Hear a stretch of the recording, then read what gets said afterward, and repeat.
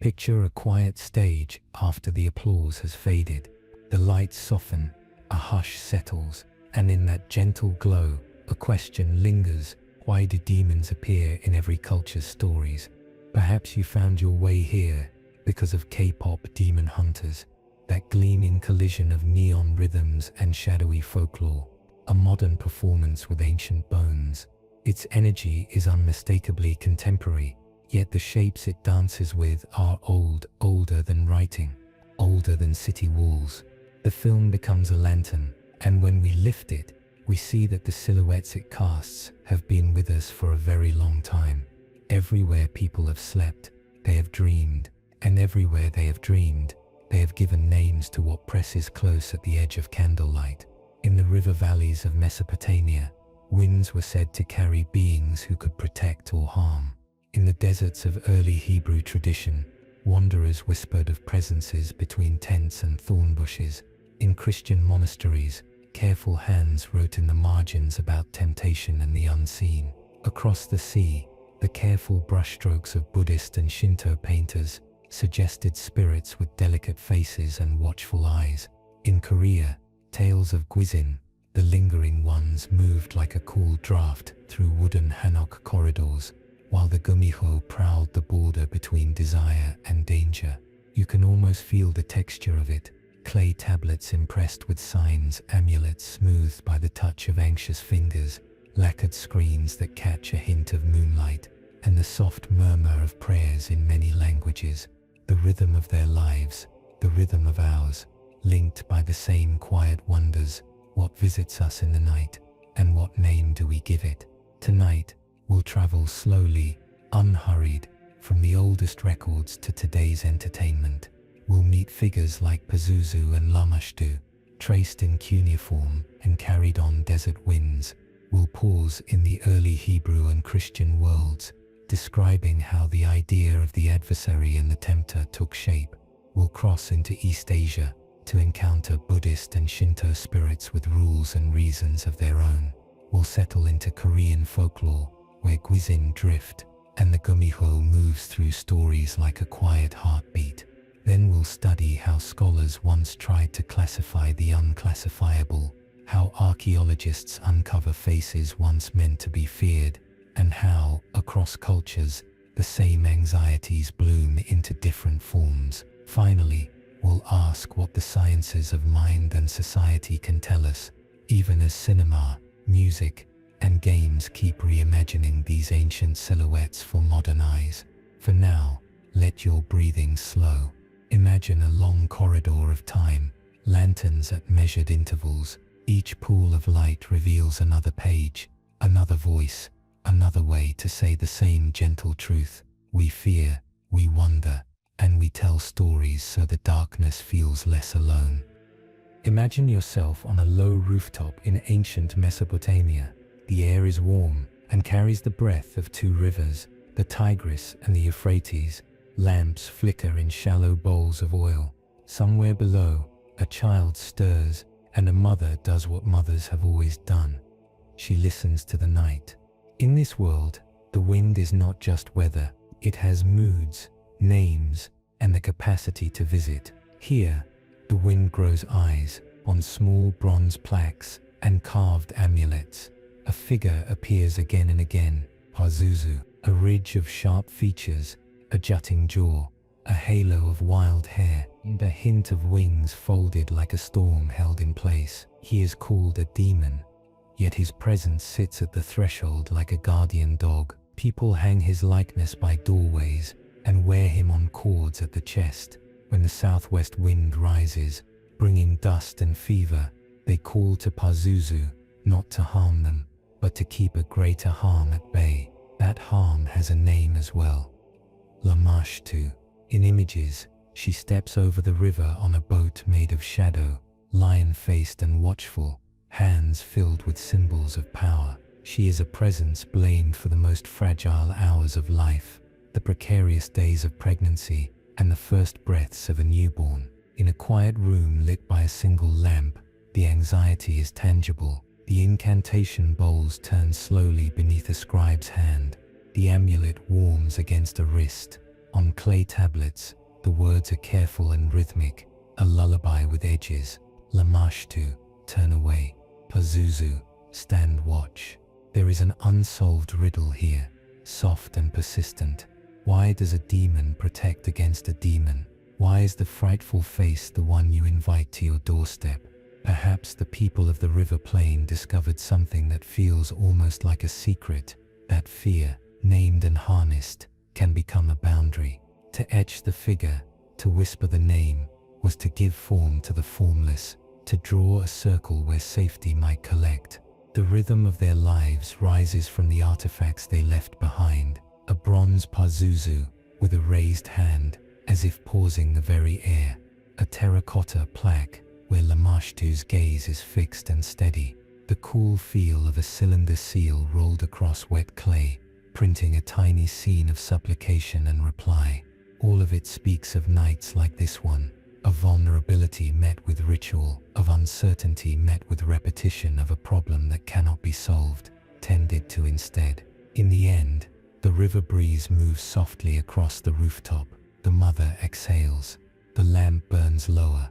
Somewhere in the dark, a boundary is kept because people believed it could be. Whether you see Pazuzu and Lamashtu as spirit symbols or something in between, their story is a biography of a human need to make companions out of our fears and ask one to guard us from another. Imagine yourself at the edge of the Judean wilderness as dawn spreads a pale ribbon of light over stone and scrub. The air is cool, dry and thin, and a goatskin tent tugs gently at its cords. In this landscape, the horizon is wide, and the spaces between villages feel meaningful. The wilderness is not empty, it is a threshold. In early Hebrew thought, thresholds are where you pause, breathe, and name the unseen. Within scrolls and stories, the word Satan first appears not as a proper name, but as a role, an adversary, a tester, the cross-current against which a person learns their footing. In the book of Job, the figure moves within a celestial court, permitted to question not yet the all-encompassing villain of later imagination. It is a vocabulary for pressure, a way to say that life sometimes resists us. On the Day of Atonement, another image emerges, a goat sent into the wilderness for Azazel. The community gathers, lays burdens into a ritual, and watches a living symbol walk away into bright emptiness. The name Azazel moves like wind across rock, unfixed, debated, half-remembered. Was it a place, a being, a direction? Perhaps it was a reminder that some weights are carried off into the spaces beyond sight. The ritual does not depict struggle. It is a gentle undoing, a soft release. Around hearths and in dimly lit rooms, people whispered of Shedim, spirits thought to linger at ruins or doorways, the margins of ordinary life.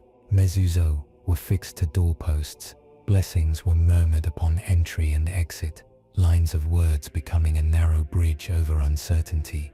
Later tradition spoke of Lilith, the dangerous night wanderer, and we find her name circled on incantation bowls buried beneath thresholds in Babylonian clay. The bowls spin with careful script, not to summon, but to bind and banish, to keep the house quiet and the night uneventful. When we move forward into the early Christian world, the stage shifts but the questions remain. The Gospels speak of unclean spirits, of healings that restore balance as much as body. The wilderness appears again as a place where Jesus meets hunger, isolation, and the tempter, an encounter described with restraint, as if to say that trials often arrive when the world is very still. Later, the desert fathers, like Anthony, step into caves and cells, listening for the noise within their own thoughts. Monastic writers describe demons with the measured tone of botanists. Evagrius catalogues 8 troublesome thoughts that press upon the mind: gluttony, pride, sadness, classifying not so much monsters as patterns. Are these beings or metaphors? The mystery remains tender and unresolved, a candle left burning in a quiet corridor. Amulets from late antiquity carry names believed to steady the air, divine epithets, snatches of Greek letters, the authority of Solomon, famed in legend for a ring that commanded troublesome forces. little crosses carved into wood, a dab of oil on a doorway, the steady tick of a monastic bell, rituals that place rhythm where chaos might enter.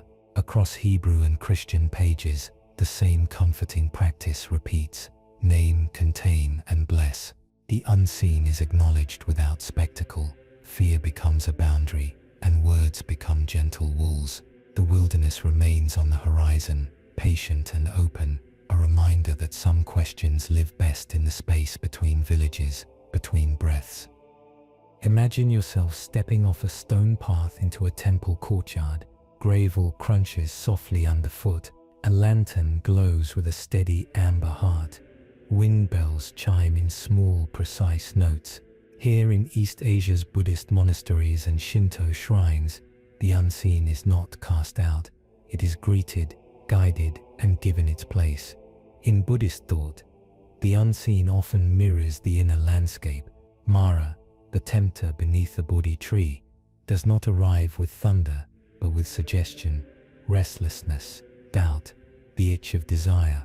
In some paintings, his armies spill across the horizon, yet the decisive moment is quiet, a hand lowered to touch the earth, the ground itself called as witness.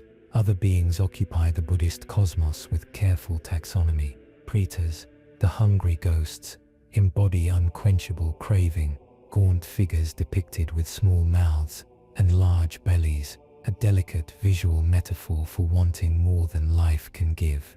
Yakshas and nagas guard groves and waterways, their loyalty depending on respect given and received. And then there are the wrathful ones, figures like Fudo-myo in Japan, faces stern, flames rising like stylized lotus petals. They look fierce, yet their fierceness is medicine, aimed not to harm, but to cut through the knots of confusion. Shinto, with its attention to place and purity, listens to a different rhythm. Kami, spirits of mountains, rivers, rice fields, ancestral hearths, are not demons in the strict sense, but presences with preferences. Attention keeps the world in tune. Pass under a torii gate, and you feel a threshold. Rinse your hands at a basin, and the air seems a little clearer. When things fall out of harmony, there is kega, an accumulative dust of misfortune, and rituals like misagi or the careful scattering of salt restore balance. Paper of voodoo tucked into beams, or mamori amulets tied to bags, smooth ema plaques hung with quiet wishes. These are the gentle architectures of reassurance. Japan's folklore adds a gallery of yukai shape-shifting foxes, lanterns that seem to wink, restless umbrellas with a single curious eye. Oni, the ogre-like figures of festivals dance and stamp, so that the old year's heaviness leaves through laughter and drumbeat. More solemn are Yuri and Onryo, the lingering spirits, often shown in white with trailing sleeves, their sorrow more temperature than spectacle. No masks catch this in a still expression that changes with the tilt of your gaze, compassion and anger, toggling in shadows. Across these traditions the question hums, are these beings out there, or moods and memories shaped into form? Zen poets answer by pouring tea and saying little. Esoteric mandalas answer by mapping entire universes of interrelation. The practice is consistent. Meet the unseen with posture and pattern. Bow at the threshold, light the candle, breathe with the bell. The rhythm of their lives, and perhaps of ours, is made steady by the way we move through space. Imagine yourself in a wooden hammock at night. The courtyard stones are cool. The paper doors breathe with the faintest movement of air. A jar of soy ferment rests along the veranda, and beyond the walls, pine trees lean together like listeners. In this hush, the stories of Korea's unseen unfold, with the softness of a silk sleeve slipping through shadow. Guizin, the lingering ones, are not a single kind of spirit, but a mood given a face. They appear at thresholds and stairwells, by rivers and abandoned schools in modern tales, their presence signaled not by thunder, but by a sudden stillness, a temperature falling by a few careful degrees. Some stories speak of the Chenio Guizin, the maiden ghost, a figure wrapped in white hair long and loose, a symbol of interrupted plans in a society where life once followed strict ceremonial paths. Others mention water's claim, the murmur of spirits near bridges and shorelines, reminding passers-by that currents keep their secrets. In many tellings, the word Han hovers nearby, that deep, knotted sorrow that accumulates over lifetimes and history. Is a Guizin a person who could not finish a sentence, or is it the sentence itself, held quietly in the air? The living respond with pattern and care. During Jessa, ancestral rites, a table is set with ordered foods, fruits polished to a gentle sheen, incense a thin blue line. Names are spoken with the respect you feel in your chest. A bowed spine becomes a bridge. At village edges, Jiangxiang totem poles and bird-topped sote once looked outward, wooden faces weathered into a perpetual watchfulness. Their gaze says softly that the boundary is noticed and kept. Then there is the Gumiho, the nine-tailed fox. In old stories, she moves through the world with luminous patience, taking the shape of a beautiful woman, testing the strength and caution of those she meets. Her reputation is edged by hunger, sometimes for a person's life essence, sometimes for the warmth of belonging denied by her in between nature. Modern tales are kinder, or at least more curious. Dramas and novels let the fox speak, turning menace into melancholy, then into something like love. At the heart of every version is a question that never quite resolves. Can a creature cross the border between wild and hearth, between solitary mountain light and the yellow glow of a city window? Dokkaebi, the goblins of Korean nights, bring a different rhythm. Tricksters with clubs that conjure sudden abundance, they dance in folk tales, testing greed with riddles and hauling laughter into the house, like a basket of persimmons. They are a release valve, a reminder that the unseen can be playful, that not every knock at the door is a cause for alarm. When things feel tangled, a mudang, a shaman may be called. A gut ritual begins with color and drumbeat, fans unfolding like petals, jango drums speaking in two voices, a voice that rises and falls as if in conversation with the rafters. Offerings are placed, talismans, bujek, are brushed in vivid strokes and affixed above doors. The aim is not conquest, but balance. The living and the lingering negotiate a gentle distance, like two boats passing with lanterns along a riverbank. Step back into the courtyard. The night has not changed, and yet it feels steadier, edges smoothed by custom, by story, by the certainty that boundaries can be drawn with a bow, a word, a careful knot of red thread. Picture a paper screen opening with the whisper of a sleeve. It is late in Heian Kingthaw, the air soft with incense and the distant rasp of crickets. A small lamp steadies the shadows, and on a low table, brushes rest beside sheets of fresh paper. Here, a man bends to his task with the composure of someone who believes that order can be coaxed from the night. His name is Abi no Semei. In the tidy lattices of the imperial capital, Semei served within the Onmyrai, the Bureau of Yin-Yang, reading calendars, charting stars, and advising on days when journeys should begin or ceremonies should pause. It sounds administrative, almost quiet, and yet in that quiet lived the court's sense of safety. Onmydo, the discipline he practiced, drew threads from Chinese cosmology, Taoist ritual, native Shinto attentiveness, and Buddhist compassion. It treated the world not as a battleground of monsters, but as a pattern, yin and yang, 5 phases, seasons and directions, where afflictions could be softened by stepping in rhythm. Stories grew around him the way moss gathers along a stone. Some say he commanded shikigami, servant spirits, that moved like intentions given shape. In paintings and modern dramas, they appear as folded papers that stir at a gesture, or as wind that answers to a seal traced in the air. Others tell of a rivalry with Ashia Dolmen, a magician whose skills turned the court into a quiet stage of tests, counting beans concealed in a cup, summoning rain, reading the past from the patterns left by footsteps. In these tales, Semei's victories are understated. He does not conquer, he sees. Illusions unravel because he notices the one thread out of place.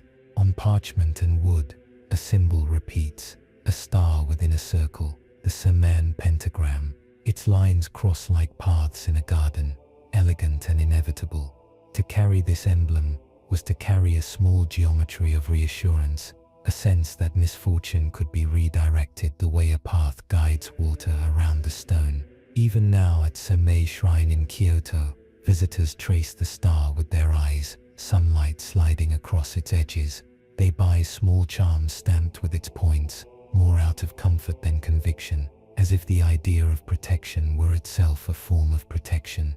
The historical Semei left records as a court astrologer and diviner, a functionary whose counsel wove pragmatism and belief. Yet the legend refuses to stay within the ledger. Was he truly the child of a human mother and a fox spirit, as some versions say? Did Shikigami stand behind his screen like patient silhouettes? Or were his arts the refined attentiveness of a mind trained to notice seasons within people, not only in the sky? The unsolved part of his biography is not sensational. It is a gentle blur where astronomy and awe shared a desk. Imagine the brush in his hand. Strokes become talismans, a Fuda to be affixed to beams and gateways. A pot of salt is tipped at a corner to cleanse the air of a room after a bad dream. A journey is delayed not from fear, but from respect for timing, like waiting for tea to cool, so its flavor can be clear. In this measured world, demons, if that is what we call them, are not always banished. They are quieted, given a path to take that does not cross the threshold. Outside, the night tastes faintly of cedar. Somewhere, a bell marks the hour, then surrenders to silence. Semei's table is tidied, papers are stacked. The star remains drawn, a small map of how to walk through uncertainty without haste. The scent of fresh-cut cedar drifts through a sunlit courtyard. Hammers rise and fall with a deliberate rhythm, each strike measured so the sound does not jar the spirit of the place. In the old stories, a king walks the perimeter, fingers touching the smooth grain of imported beams, eyes on the foundation stones that will soon hold an entire nation's prayers. His name is Solomon. Around him gathers a quiet rumor that the temple rose not only by human hands, but by a cooperation arranged with beings most people would rather not invite. In the Testament of Solomon, a late antique text written in Greek, the tale unfolds with the slow certainty of a parable. A troublesome presence, sometimes named Orneus, disturbs the work, weakening a young builder. The king prays, and a small ring is given in response, set with a seal, a geometric emblem that suggests order pressed into metal. With it, Solomon compels the disturbance to appear, asks its name, learns its patterns, and then directs its strength. More follow. Spirits who trouble travelers, spirits who sap resolve, spirits who seem to mirror the unease that lingers at the edge of any large endeavor. One by one they are interviewed with calm formality. What do you do? Where do you dwell? By what name are you quieted? And then they are put to work, hauling stones, aligning timbers, turning chaos into architecture. Whether myth or metaphor, the imagery is soothingly practical. Imagine a ring cool to the touch in the early morning, the seal pressed into wax on a small tablet. Imagine the murmur of scribes noting down names and functions, as if updating a ledger. There is no panic in this story, only protocol. Even the tempter introduces himself not with spectacle, but with a statement of domain. The king listens the way a craftsman listens to a tool, learning its weight, its balance, the best way to guide it. Elsewhere in Jewish law, a name surfaces like a ripple on a pool. Ashmedai, Asmodeus. In some tellings, he steals the ring for a time, and the king becomes a wanderer, a reminder that authority over the unseen is never absolute. The ring is recovered, the balance restored. The lesson has the gentle contour of wisdom literature. Power is not possession, but attentiveness. Mastery is a kind of hearing. When medieval readers encountered the Testament, they copied sigils and lists into small books. Notebooks became repositories of who helps with what, like cordial apothecaries for the spirit. Later, grimoires would grow fat with names and seals, but here, in this earlier story, everything remains spare and architectural. Name a force, learn its tendency, provide a task, and the house stands with fewer creaks in the night. You can almost feel the cool shade beneath a colonnade, see the dust settle in shafts of light as stones slide precisely into place. The ring gleams once, then disappears back under a sleeve. The rhythm of their lives, questions asked, answers given, work resumed, becomes the hum of a city at ease. Did Solomon truly command spirits, or did a later age give form to the invisible labor that any great project requires? The patience to face obstacles without haste, to turn impediments into allies. The story does not insist. It simply keeps walking the perimeter, checking lines, listening to stones that in the telling seem to have learned to listen back. Imagine the afterglow of a marketplace in Basra when the stalls have closed and the air is warm with cardamom and dust. Lamps are being trimmed, doors creak softly as they settle. Out beyond the canal, where reeds whisper to one another, a fisherman wades and feels something cool. Brush his hand, an old bottle with a lid that resists, stamped with a faint, star-like seal. In stories, this is where the night acquires a voice. Across Arabic poetry and Quranic verse, the jinn are spoken of with a calm certainty, created from smokeless fire, living in their own communities, accountable for their choices as humans are. They inhabit empty places, deserts, ruins, the quiet margins where a traveler's step sounds louder than expected. They are not only tempters, some pray, some listen, some pass unnoticed in the rhythm of another world. In the telling, you sense a respectful distance, the way people lower their voices at the edge of a well. The 1001 Nights would later gather such murmurs into framed tales. In one, the fisherman and the jinni, a sealed vessel releases a gust of personality, pride, grievance, and eventually, negotiation.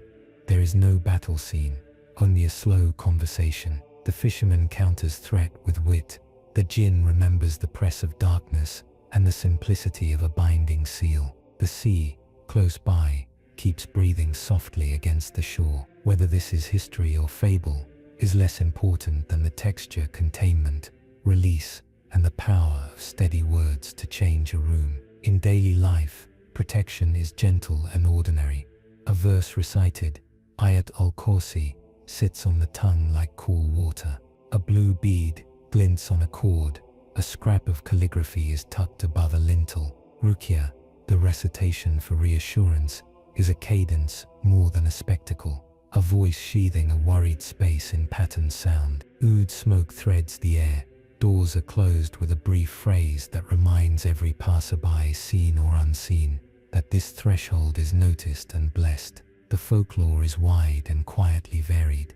A ghoul may be the caution in the shape of a tale, warning travelers to keep to known paths. A Marid becomes the ocean's blunt force, given a name and a temperament. Ifrit hints at fiercer natures, invoked in stories where pride meets patience and eventually softens. In some regions, people speak of jinn families, their weddings and festivals held in places where spring water is sweet. The effect is not to frighten, but to make the world feel populated in more than one register.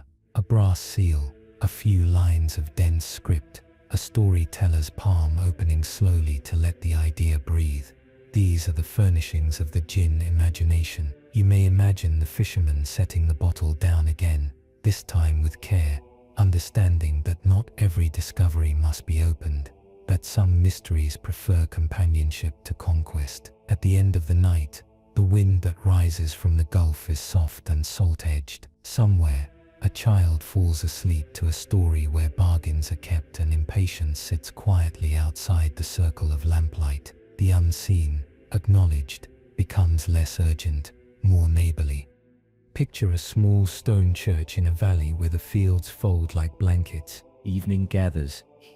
Beeswax candles are touched to flame one after another until the nave glows like a hive.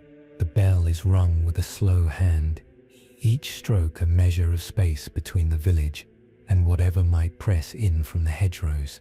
Outside, rain begins, and the gargoyles along the eaves do what they were carved to do, pour water from their mouths, turning a storm into ordered streams. Their faces, fierce and playful by turns, look outward, as if keeping watch. Within, pages of vellum whisper as a priest traces lines of Latin with a fingertip. The words are not shouted, they are murmured, the way you speak to a skittish animal.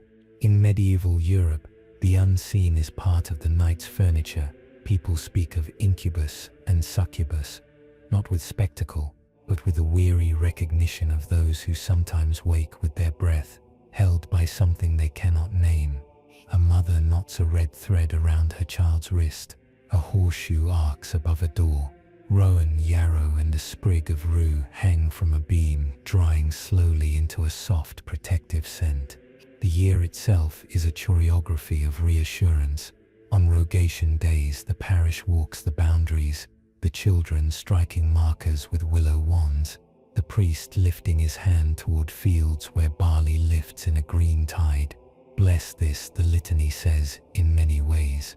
Keep watch here. On certain evenings, a procession carries relics beneath canopies, smoke from the thurible threading the air in curlicues, a visible line between here and elsewhere. The rhythm of their lives is counted in bells, matins, lauds, prime, a gentle division of the day that also divides worry into manageable hours. Stories linger by the hearth. The old night is peopled with beings whose names differ by region but who share a family resemblance. Night hags, crossroads riders, will-o'-the-wisps that lead the unwary into bogs. Yet for every tale of trouble there is an equal practice of welcome. Bread left on a sill, a candle in the window for travelers seen or unseen, a psalm recited before sleep.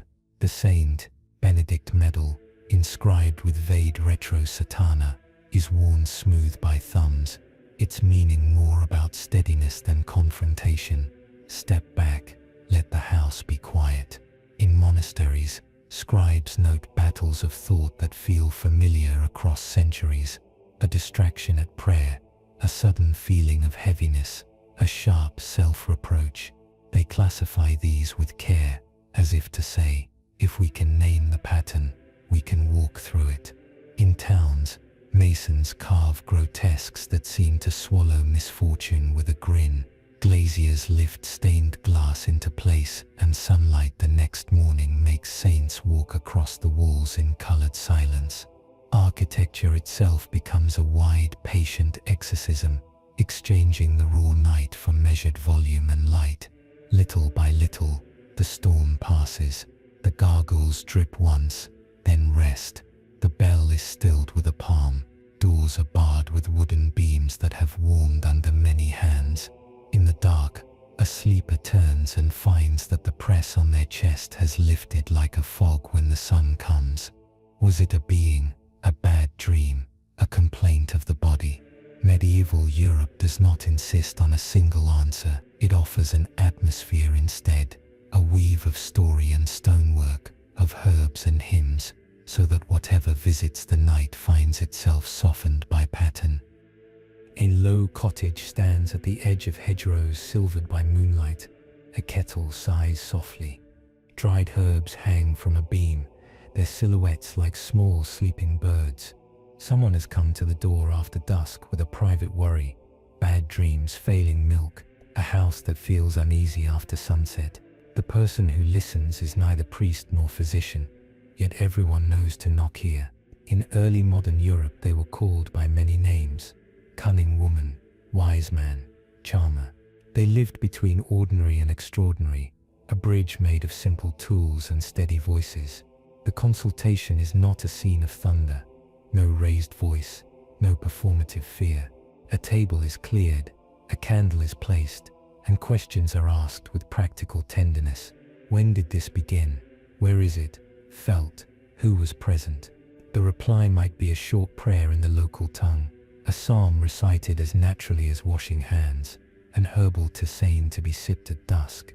On a small scrap of paper, letters curl into a protective phrase, sometimes Latin, sometimes a string of sacred names that is more cadence than comprehension. The paper is folded, tied with red thread, and worn near the skin. The act is part medicine, part reminder. You are not alone with this. In a corner, earthenware jars hold common things with uncommon care: salt, iron nails, vinegar, rosemary. The wise person suggests a quietly theatrical remedy, a bottle prepared with pins and a protective mixture, then buried at the threshold or tucked behind the hearthstone, a kind of symbolic trap for what troubles the house. It is not violence, it is containment, a way to tell the restless seen or unseen that the door is noticed and the boundary is firm. Sometimes a charm is traced into butter on a spoon, a letter into soot above a lintel, a mark chalked on a barn door before lambing. A horseshoe is turned, iron's steady weight, a comfort at the entry. If a child wakes with tears and heavy breath, a bowl of water is set beneath the bed with a sprig of rue. In the morning, the water is poured away into running stream, the worry going with it. The rhythm of their lives keeps time through these rituals. Speak, prepare, place, and trust the slow work of the night.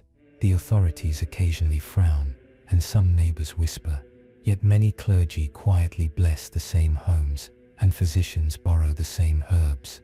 The cunning folk occupy the overlap, the practical threshold where belief and behavior meet. Their small libraries may hold a dog-eared psalter, a chapbook of charms, perhaps a translated page from a learned grimoire.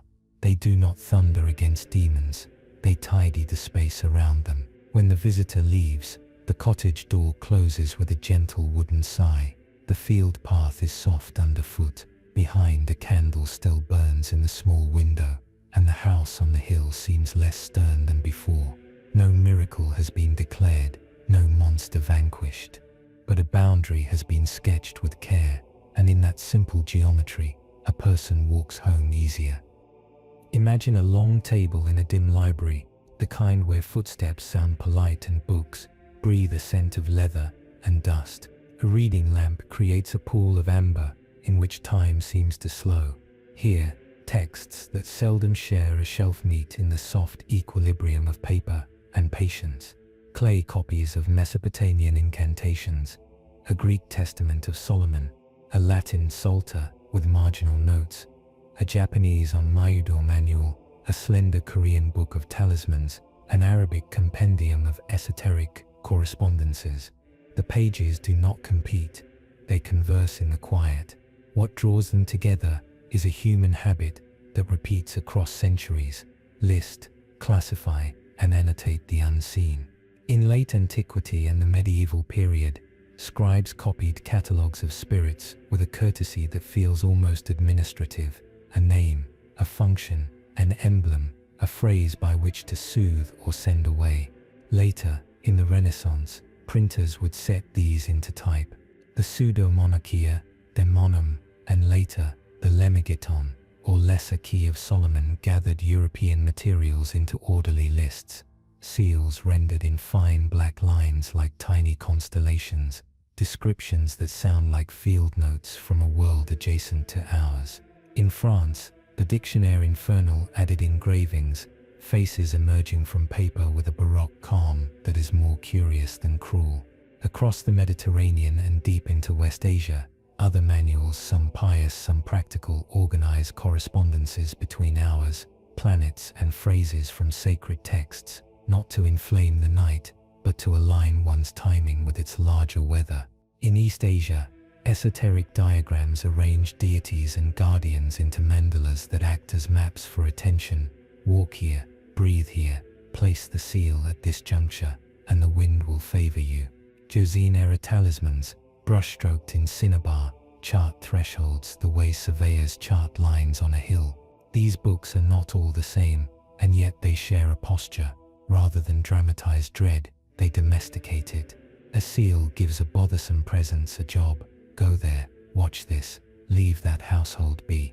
A name is not an incantation of domination, it is a filing label, the way a careful gardener ties a tag around a plant so its needs are remembered at the right season. The rhythm of their lives becomes the rhythm of the page, margin notes, cross-references, the calm elaboration of a system meant to let sleep return. The printing press spreads this habit widely.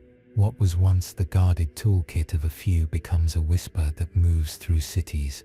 Not all of it is wise, some is fanciful, some unsettling. Yet the broader effect is familiar. People seek patterns that make rooms feel safer.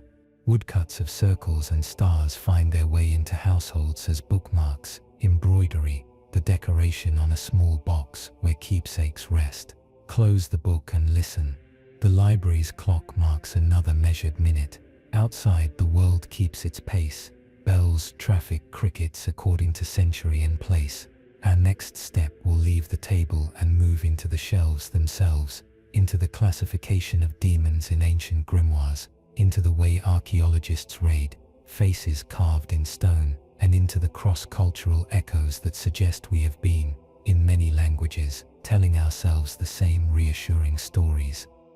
Imagine yourself in a room where the air is cool and smells faintly of wax and ink.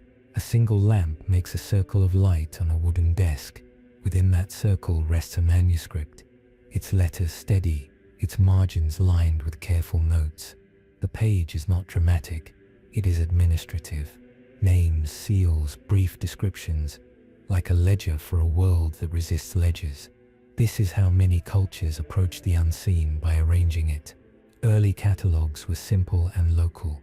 A Mesopotamian tablet lists beings of the wind and the ailments they accompany, followed by set phrases to discourage their visit. A Jewish incantation bowl spins a ring of text around a household, naming disturbances, and then gently binding them to the margins. The Greek magical peppery gather invocations like recipe cards, ingredients of sound and timing, planetary hours and vowels that lengthen into song. None of these are written in panic. They are composed with the slow breath of people who believe that pattern can soften fear. Later, the impulse to classify becomes explicit. In European grimoires, hierarchies appear: kings and dukes, presidents and marquises of the unseen. Each entry is a small portrait in words, what the spirit is said to favor, what it can and cannot do, the seal by which it recognizes the conversation's rules. The Lemegeton, often called the Lesser Key of Solomon, arranges these like a pocket directory. The seals are spare, geometric, as if the page itself were a miniature architecture meant to house anxiety. The Pseudemonarchia Domainum offers a similar roll call, and the Dictionnaire Infernal adds engraved faces that look more like studies than threats, etched with the restraint of a naturalist's eye. Outside Europe, other systems hum with the same librarian's calm. In Islamic esoteric handbooks, tables link letters, planets, and days of the week to prayers for steadiness, aligning human timing with cosmic weather. In Japan's Onmoidon manuals, pentagrams and directional charts guide rites of avoidance and purification, advising when to travel and when to wait. Tibetan lists of obstructive beings pair names with offerings and mantras, not to glorify fright, but to make a path through it. Across these pages, the underlying rhythm repeats: identify, describe, address, then return to ordinary life. Classification is not conquest, it is hospitality with boundaries. A name becomes a file folder, a seal becomes a polite knock at a particular door, a short phrase becomes the verbal equivalent of closing shutters before a breeze turns into a draft. These books do not insist that readers believe every entry. They ask instead that readers practice a posture, measured, attentive, and willing to treat unease as something that can be organized and therefore endured. Close the manuscript. The room is unchanged, and yet the air feels tidier, like shelves straightened at day's end. On the next page of our journey, we'll leave paper for stone, amulets, plaques and carvings that caught the faces of fear in clay and bronze. Imagine a museum gallery before opening hours. The floor is clean, the glass is clear, and the cases hold small anchors from other lives. Many of them are modest, a pendant, a plaque, a bowl, yet each one carries the quiet weight of a night once made calmer by its presence. From Mesopotamia, bronze heads of Pazuzu catch the light, heavy-lidded eyes, a ridged brow, a tiny loop for a cord. Wear marks around the loop show where fingers turned the pendant over and over, the metal warmed by a steady touch. Nearby, terracotta lamashtu plaques show a lion-faced figure striding between rivers, a fringe of incised text curling around her. Formulae to redirect harm, instructions for hanging the plaque above a bed.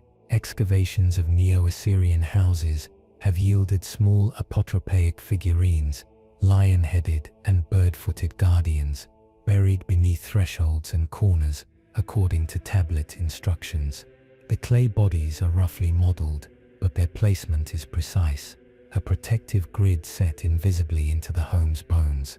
Turn a corner, and the Aramaic incantation bowls wait like shallow moons. Their scripts spiral inward, names of householders, appeals to restrain disturbances, occasional mentions of Lilith and other night wanderers. Many were found upside down beneath floors, an intentional seal. The handwriting is personal, confident in one bowl, hesitant in another, as if the scribe's breath still lingers between the lines. From Egypt's Middle Kingdom come the ivory, apotropaic wands, curved like crescents, incised with a procession of protectors. Bees with his flat nose and steady stance, Tauret with her rounded belly and crocodile tail, serpents tamed by knife-bearing dwarfs. These wands were used in birth chambers and later placed in graves of women and children. Along their edges, short texts ask that bites, stings, and bad dreams be kept at bay. The ivory is smooth, polished by hands that believed touch could complete a circuit of safety. The Mediterranean offers a different register. Gorgonian masks appear on pottery, shields, and door lintels, wide eyes, tongue extended, a face that startles misfortune into turning away. Roman bronze fascina, tiny winged phallic charms, are threaded with bells, a brisk, half-humorous defense against the evil eye. Thin lead curse tablets, defixiene, are scratched with compact letters and folded, not always to summon terror, but often to channel grievance into ritual form. Their find spots, wells, graves, sanctuary walls, map a network of whispered petitions. Small engraved gems, Greco-Egyptian and late antique, show composite figures like Abraxas, rooster-headed with serpentine legs, surrounded by names, Iao, Sabaoth, Michael. Some carry Psalm 91, or brief crosses beside older formulae, an overlap of traditions on a surface no bigger than a thumbnail. Their backs are worn smooth by skin and time. Farther east, roof tiles in Japan, the Onigawara, take the shape of fierce masks set along eaves, rain-slick and vigilant to the street. In China's and Korea's tombs, guardian beasts, Gen Musho, snarl in glazed clay, their forms meant to keep boundaries in place between the living world and the next. Weathering softens their features, still their posture keeps watch. These objects are not confessions of panic, they are instructions for living. Hang this here, bury that there, trace this line, say this name. Archaeology preserves the choreography, where items were placed, how often they were touched, which door frames wore the faint scars of amulets tied and retied. In their company, fear looks organized, even courteous, a guest shown to the proper seat, so the household can sleep. Step back from the cases and shelves, and the details begin to braid into patterns. Across continents and centuries, different names describe the same edges of human experience. What changes is costume and accent. What remains is the feeling of standing at a threshold and wishing for the room to stay calm. One recurring concern is the most delicate: pregnancy, birth, and the first weeks of a child's life. In Mesopotamia, Lamashtu was warded with plaques and Pazuzu amulets. In Jewish and late antique contexts, Incantation bowls and small charms circled the name Lilith, inviting her to keep walking past the door. In Egypt, bees and Tauret bracketed birthbeds with their steady squat presence. Farther east, protective wands gave way to Ofuda and Omamori in Japan, and in Korea, red threads and paper talismans guarded cradles. The forms differ, but the intention is identical. Create a soft perimeter around the new and vulnerable. Another shared motif is the face that looks out from the roofline or doorway. Gorgonian masks in the Mediterranean set a startling gaze against misfortune.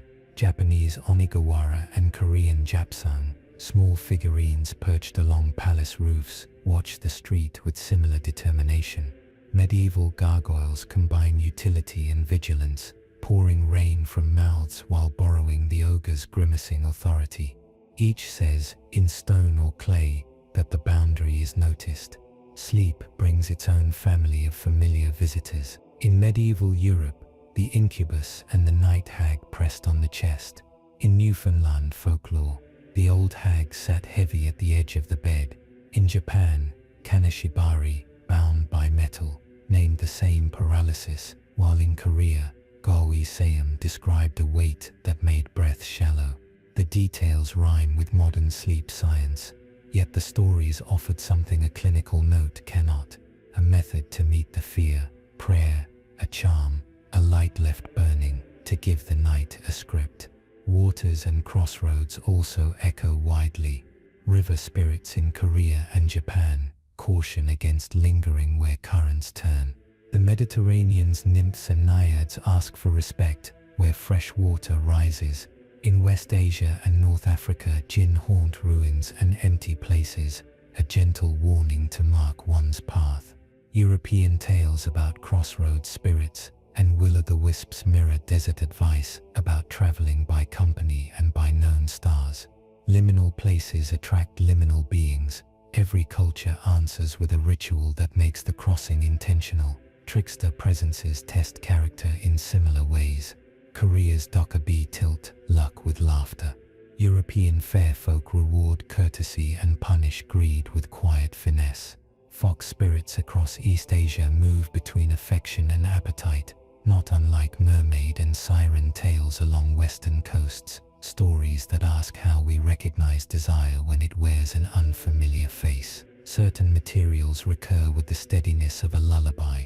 Iron at thresholds, salt scattered or placed in small bowls, red thread tied in 3 simple knots. Bells whose sound clears a room like a breeze through curtains. Incense smoke that writes a thin script the unseen can read. And always names, the act of naming as a way to file a worry where it can be found and gently managed.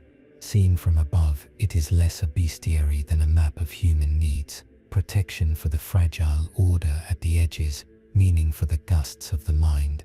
Different languages, similar nights. Picture a tabletop at dusk, a candle steady, a small paper wheel called a volvel, turning with the soft brush of a fingertip. Lines and numbers align, and a quiet decision emerges now, not later, east, not west. Across cultures, people built calendars for the unseen, gentle instruments to time their requests and set their thresholds. In the Mediterranean world, the planetary hours offered a simple breathing clock. The 7 visible wanderers, Saturn, Jupiter, Mars, Sun, Venus, Mercury, Moon, ordered themselves in a repeating cycle known as the Chaldean order, from slowest to swiftest. Divide the day from sunrise to sunset into 12 unequal hours. Do the same for the night, and assign each hour a planetary lord in turn. The planet that rules the first hour lends its name to the whole day. Saturn's day, Sun's day, Moon's day, still audible in the week we keep. Practitioners use tables to choose a tone. Jupiter's hour for growth and blessing, Venus for harmony, Mars for vigorous cutting away, Saturn for restraint and structure, Mercury for negotiation and skill, the Sun for clarity, the Moon for gentle adjustment. Nothing thundered. It was the soft art of choosing a favorable wind before setting the sail. Grimoires tucked these tables between prayers and seals, pragmatic inserts among more ornate pages. Scribes annotated sunrise times for their latitude, knowing that winter hours lengthen the night's influence and summer hours tilt toward daylight's patrons. In small margins, notes appear: begin at the third hour of night, delay until the moon is bright, practical reminders that ritual is also scheduling. Across the Islamic world, the Ilm al-Sa'at, the science of the hours, paired planetary rhythms with recitation and restraint. A particular verse at a particular moment, a name of God spoken with intention as the hour turned, a task delayed until Friday's serenity, or begun under Tuesday's resolve. The effect is pastoral rather than sensational, a life calibrated to cosmic weather. Farther east, time and direction braided together. In Japan's Onmyung, maps of auspicious and inauspicious bearings guided daily movement. The northeast, Kimon, the demon gate, was treated with care. City planners oriented temples and gates to steady that corner. People practiced katatage, avoiding certain directions on certain days, not out of dread, but out of courtesy to the flow of things. The 5 phases, wood, fire, earth, metal, water, gave seasons a personality, and actions were aligned accordingly. Begin, nourish, transform, refine, store. Chinese geomancy and the Luopan compass refined this into precise counsel: doors placed, beds turned, thresholds marked, so that currents of qi would not snag. In Tibetan almanacs, lunar days carried distinct flavors, some for pacifying, some for increasing, some watched for obstacles. Monks and lay people alike marked the 10th and 25th days with special prayers, stringing flags on ridgelines where wind could carry intention like a steady breath across a valley. Even the Christian monastic hours, matins through compline, form a liturgical clock that answers the same desire: distribute the day, and the day distributes your worries. Bells lifted attention in slow arcs, making space where unsorted thoughts might have gathered. Everywhere, the same gesture repeats: check the hour, note the direction, wait until the light is right. A ritual begun at a chosen time becomes easier to believe in. A boundary marked on an auspicious day feels sturdier. The tools are modest: paper wheels, ink charts, a compass, a bell, but their effect is a softened room, a steadier walk through night. Imagine a hand hovering above paper, then settling into motion, slow, deliberate, like tracing a path you already know by heart. Across cultures, people drew lines to hold the invisible still for a moment. These lines became sigils, seals, yantras, mandalas, small architectures for the mind and the room. In European grimoires, seals appear as spare geometries, circles enfolding angular strokes, letters tucked into loops, stars joined by threads. Many derive from names written through number, letters converted to figures, then walked across magic squares called kamias. The result looks abstract, yet it is a memory palace, a name diffused into a shape that the hand can repeat and the eye can recognize. Inked in black on parchment, impressed in wax, or scratched discreetly onto metal, these marks served as gentle summons and firmer boundaries, depending on the mood of the rite. Hebrew traditions of letter meditation and gematria offer a quieter cousin. Names of God, shortened into monograms like the tetragrammaton's veiled forms, appear on amulets beside psalm verses. The line is not a trap, it is a reminder of covenant, of steadiness, of breath. The act of writing sanctifies the surface, and the surface, kept near, steadies the person who carries it. In the Islamic world, talismanic charts arrange Quranic verses and the beautiful names in squares and stars, sometimes woven with numerals in the Abjad system.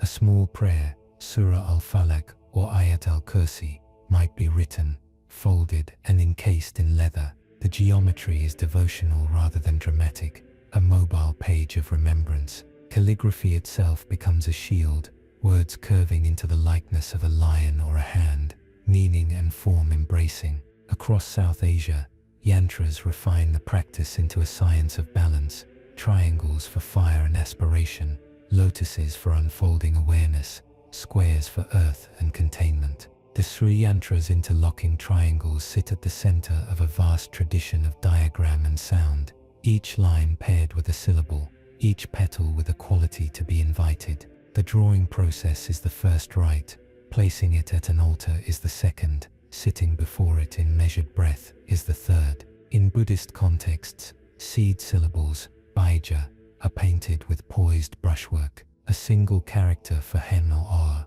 becomes a whole landscape of presence. Esoteric mandalas map palaces of enlightened qualities, every direction and chamber assigned, every inhabitant at ease. In Shinto and on-maijo, or Fuda, paper talismans carry shrine names and protective phrases, their vertical strokes, like tree trunks set into a home's architecture. The Japanese pentagram, seiman, and the lattice of directional seals in manuals serve as quiet wayfinding for daily life. Even outside formal religion, similar lines appear. West African and Afro-Caribbean vaves, traced in cornmeal, inviting helpful presences to visit for a time. Nordic bind runes combining letters into a single protective sign. Folk marks scratched onto barn doors in Europe. A star or Marian monogram to bless the animals through winter. Each is a meeting of hand and hope. The common thread is tactile discipline. Lines drawn with care slow the breath. Repetition becomes a lullaby.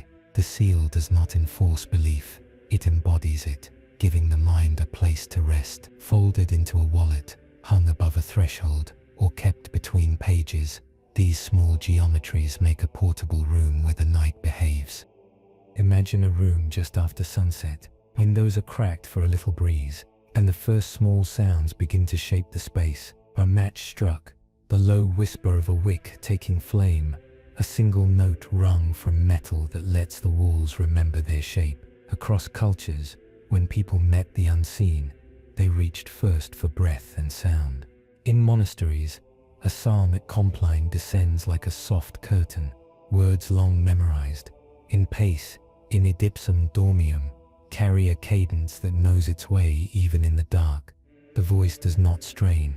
It moves as steadily as a hand smoothing a blanket. Church bells, too, mark intervals, their pulses gentle boundaries. Here is the hour, and here is the next. Villages learn to breathe with them. In some places, a curfew bell once signaled shutters to be drawn and coals banked, a practical rhythm that became a ritual exhale.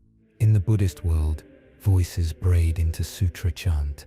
A wooden mock tok keeps time. The bell rin places bright commas in the air. Mantra repeats until the mind matches its pace. Gate, gate, para gate. Each syllable, a step across a narrow bridge. In temples where great bombshell hang, a single deep strike seems to open the night and calm it at the same time. The note traveling through rafters and into trees where it unfolds for a long while. Tibetan rooms fill with the round tone of singing bowls and the call of a trumpet, fashioned from shell, while the double-sided damaru murmurs like a second heartbeat. The Islamic tradition offers recitation that is both fortress and balm. Verses like Ayat al-Kursi are carried on the breath, soft and even, the mouth shaping sounds that feel like polished stones.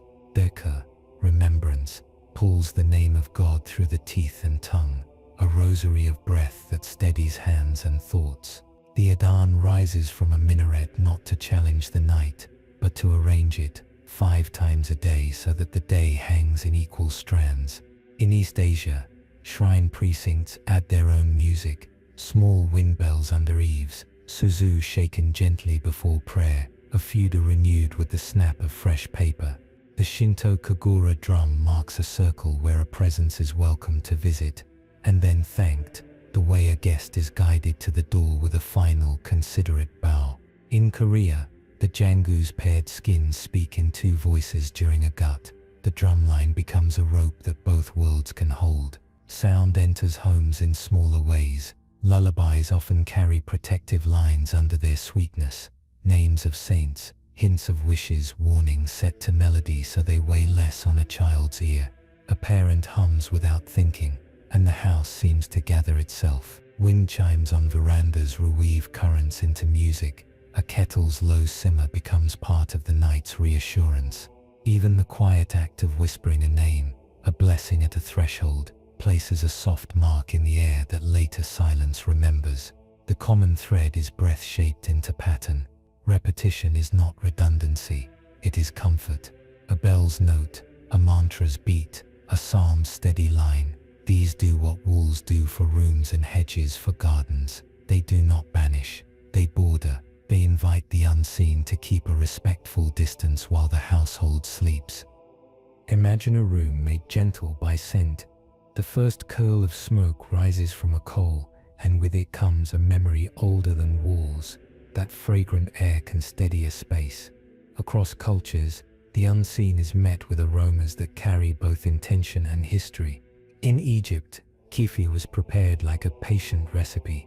Raisins, wine, honey, resins and herbs, pounded and left to rest before being warmed into evening smoke. The smell was sweet and resinous, meant to soothe, to dignify the night. In temples, priests walked with censers, the smoke moving around statues, as if laying a shawl over the shoulders of a guest. The gesture traveled. In Jewish tradition, the ketoret of the temple combined precise ingredients whose names read like a short poem. Later, synagogues and churches adopted incense as a way to make prayer tangible. In Orthodox and Catholic rites, frankincense and myrrh mingle in bronze thuribles, the chains chiming softly, the censer making measured arcs that mark a quiet perimeter around the gathered. Across the Islamic world, bakur, agarwood chips, resins and spices, warms on a mabkara, scenting clothes and rooms with oud's deep note. The practice is hospitable. Smoke at the doorway to welcome, smoke in the sitting room to settle. Verses are recited. The air becomes a soft enclosure. In East Africa, Ethiopian churches scent the dawn with frankincense, the resin's bright sweetness mixing with birdsong and footsteps. In Buddhist temples, slim sticks of incense burn with a dry, clean fragrance. 3 sticks placed before an image pace one's breath. The smoke lifts the room's attention. In Japan, kundo, the way of incense, treats aroma as a kind of listening. Small chips of fragrant wood are warmed and passed, each breath a private ceremony. Shinto shrines often prefer cool air and fresh greenery, yet fire appears in omatsuri bonfires and small purifying flames, where worries are written and quietly surrendered to embers. Homes mirror these rhythms. In South Asia, a diya, an oil lamp, throws a tender oval of light against dusk. In the Mediterranean, small glass vigil lamps hang before icons, their steady flames like anchored stars. Candles on windowsills turn a street affectionate. The light is not a spotlight, it is a companion, low, steady, there when a floorboard creaks or when a dream needs a gentle boundary. Herbs join the work with unhurried confidence. Juniper twigs in Tibetan sang offerings crackle and release a crisp alpine scent across courtyards and passes. Rosemary and bay in European kitchens lift with the heat of evening meals, their familiar smells turning houses into shelters. In Korea, a pinch of salt on a threshold and a coal urn by the door offer cleanliness that is part ritual, part common sense. Smoke and small flames do not force the unseen away. They coax a room into order. Scent becomes a soft architecture. The lamp creates a center. The act of tending becomes its own reassurance. People inhale, exhale, and find that the night has edges again. Picture a village square on a winter evening. The breath hangs lightly in the air. Lanterns scatter warm islands of light. Drums begin far away and draw closer. Across cultures, communities keep appointments with the unseen, not by confrontation but by choreography, a seasonal tidying that sweeps the corners of the year. In Japan, Setsubun marks the hinge between seasons. Families open doors and throw roasted soybeans into the dusk with a crisp refrain, Oni wa soto, fuku wo ochi, demons out, fortune in.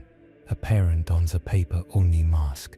Children laugh and pelt the figure with beans until the house feels brighter.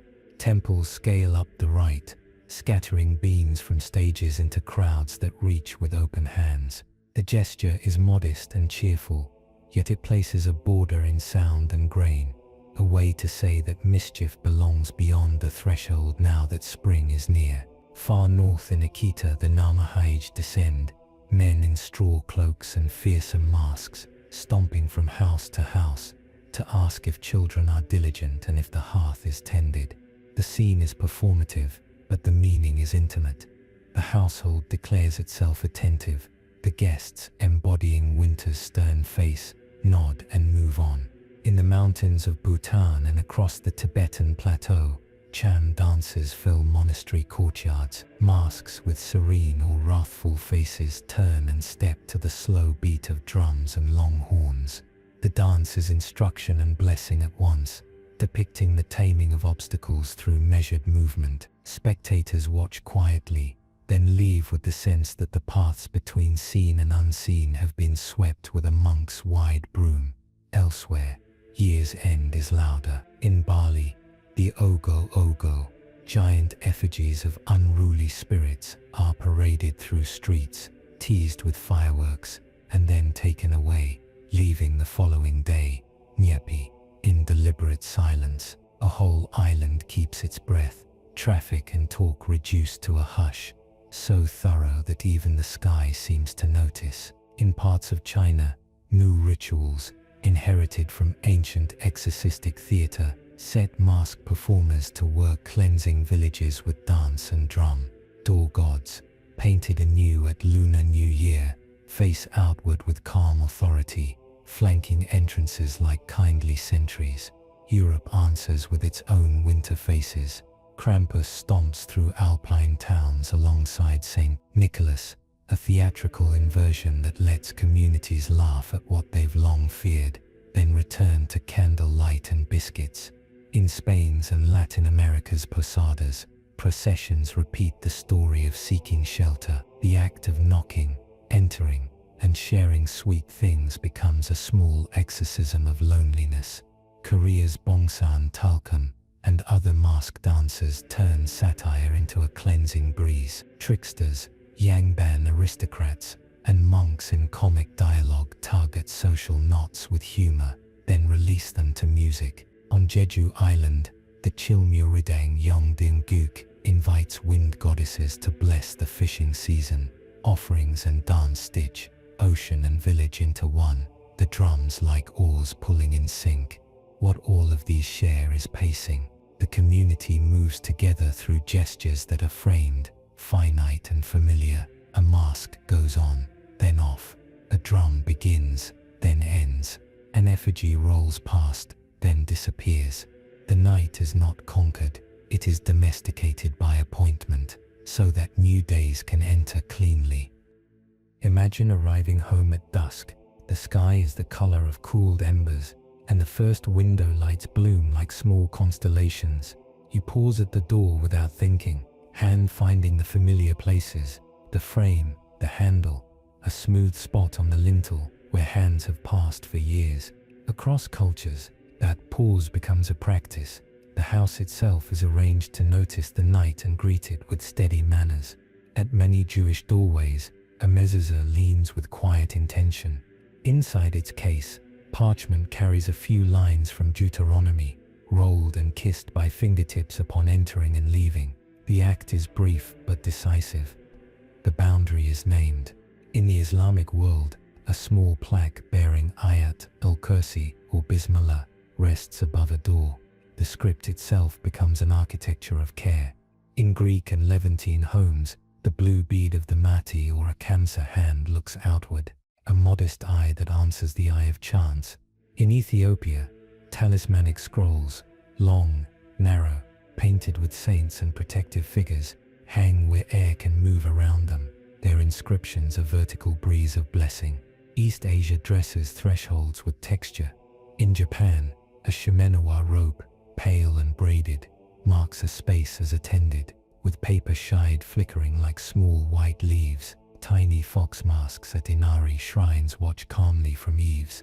At home, slips of newer feuda are tucked behind beams each year. In China, Spring Festival arrives with couplets pasted in bright red, their black characters inviting prosperity to take the front step. Door gods face outward with patient alertness, and small mirrors set near lintels are thought to send trouble back along its path. In Korea, the taller guardians stand at village edges, jangseung carved from wood sotetak topped with birds, so that the whole settlement feels held. Within courtyards, a strip of red thread or a paper talisman, bujak, ties the household to that larger watch. Europe's houses keep a quieter register. Chalk marks, T plus M plus B, traced at Epiphany, fold a blessing into the lintel. Iron nails and horseshoes arc above doors, their way to reassurance. In England's timbered cottages and New England's salt boxes, builders and archaeologists have found apotropaic marks, daisy wheels and overlapping circles, scratched discreetly into beams and near hearths, as if the wood itself had learned to memorize protection. Concealed shoes discovered in old walls and under thresholds suggest a custom of leaving a stand-in guardian to watch the crossing, an intimacy hidden, then sealed. Floors and thresholds are drawn anew each morning in South India with kolam powdered rice lattices that entwine geometry and welcome. In Bengal, alpana swirls across festival days like quiet water. These designs are walked over, then redrawn, making the act of crossing both ordinary and sacred. In Slavic kitchens, a pinch of salt is kept near the stove. In Ireland, bread and salt greet a new house so that hunger and hardness never feel at home. The hearth remains a soft center, embers banked at night, a small lamp left to anchor the dark. Windows and roofs join the conversation. Grills curl into motifs that ward with elegance. Onigawara and Japsang maintain their high watch. Mirrors are angled to deflect harsh lines in feng shui. Curtains are drawn not only for privacy, but to signal that the inside is tended. Even sweeping, a daily act, starts at the threshold and moves inward with patient strokes, as if gathering the world static and guiding it into a neat pile that can be carried away. The house becomes a companion with habits, a door touched, a phrase murmured, a light kindled, a line drawn. None of this is elaborate. All of it is cumulative. By evening, the rooms feel as if they know what to do with the night. The unseen is not denied. It is met at the exact place where a foot lifts and lands, where outside becomes in, and a person exhales, grateful that the boundary holds. Imagine a table at day's end. The manuscripts are returned to their boxes, the amulets to their cases, the incense cooled to a soft, resinous pebble. We have sorted names, traced lines, matched seals, and examined stones. The room feels orderly, and yet, just beyond the lamplight, something remains, the part of experience that refuses to stay pressed between pages. Archaeology gives us placement without heartbeat. We know where a Lameshtu plaque hung, which threshold hid a guardian figurine, how often a pendant's loop was worn down by touch. But we do not hear the silence in the room where it hung. The mother's breath slowing after a prayer, the child's small fist uncurling. Texts give us formulae, names, hours, materials, and the measured tone of instructions. They cannot give us the tremor in a voice, the relief after a ritual is complete, the way a room feels larger once a line is drawn. Cross-cultural echoes help us see patterns. Faces at rooflines, charms at doors, bells at evening, beans cast into the dusk, a careful respect for corners and currents. They cannot tell us why a particular person, on a particular night, chose to light one more candle before sleep. The same sigil appears in many hands. In one, it is precise. In another, it wavers. Both are equally sincere. Even classification, with its neat hierarchies and crisp diagrams, admits its limits. Lists end with etc. Margins sprout notes that contradict or complicate. A grimoire seal promises that a presence will answer. An annotation in a different hand suggests a gentler phrasing worked better. The archive preserves both voices and does not choose between them. It shows the rhythm of their lives: try, observe, adjust, repeat, extended over centuries. What we cannot keep in vitrines is atmosphere, the chill at a crossroad, the warmth of a festival crowd, the comfort of a familiar refrain before bed. We cannot archive the way a threshold gathers meaning from daily touch, or the way a bell note finds the same corner of the chest in Kyoto, in Krakow, in Kathmandu. The unseen, as cultures describe it, moves not only through doctrine, but through small agreements. We will treat this time as auspicious. We will greet that direction with care. We will give our worries a place to sit, so they do not wander the house. If there is a mystery at the center of all this, it is not the catalogue of beings itself. It is the persistence of the gestures that meet them, the soft architecture of protection repeated wherever people have slept. Why these gestures endure, why they feel effective, why similar shapes appear wherever nights are long. These are questions that lead us from artifacts to understanding, from the archive to the mind and the neighborhood.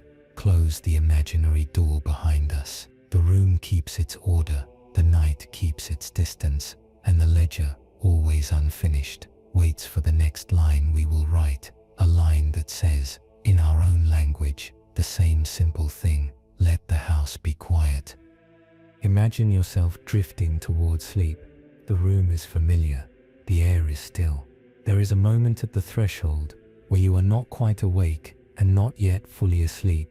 In that in-between, the mind can misread a coat on a chair as a watching figure, a pipe in the wall as a whispering breath. Psychology gives these edges names, not to drain them of wonder, but to explain what the mind does when light is low. Sleep researchers speak of hypnagogia and hypnopompia, the transition into and out of sleep.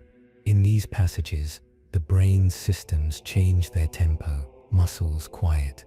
The dreaming mind begins its work, sensory filters loosen. Sometimes the body falls asleep before the part of the brain that recognizes sleep has caught up. The result can be sleep paralysis, a brief interval where you feel awake but cannot move, often paired with a weight on the chest and the sense that someone is near.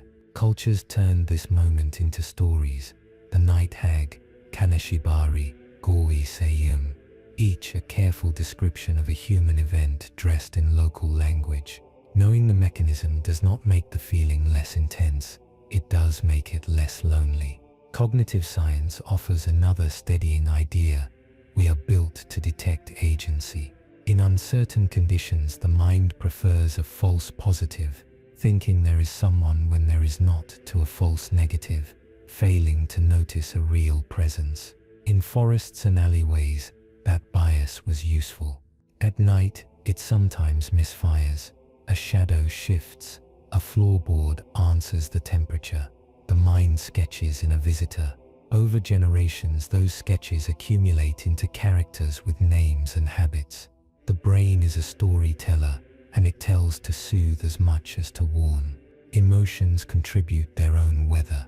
Anxiety, grief, and guilt often arrive when the house is quiet. Demon stories, broadly understood, become containers for those pressures. A presence presses on the chest, and a person says, "It is the hag," or "It is a restless spirit," and suddenly there are actions to take. Light a candle, recite a verse, turn a charm 3 times.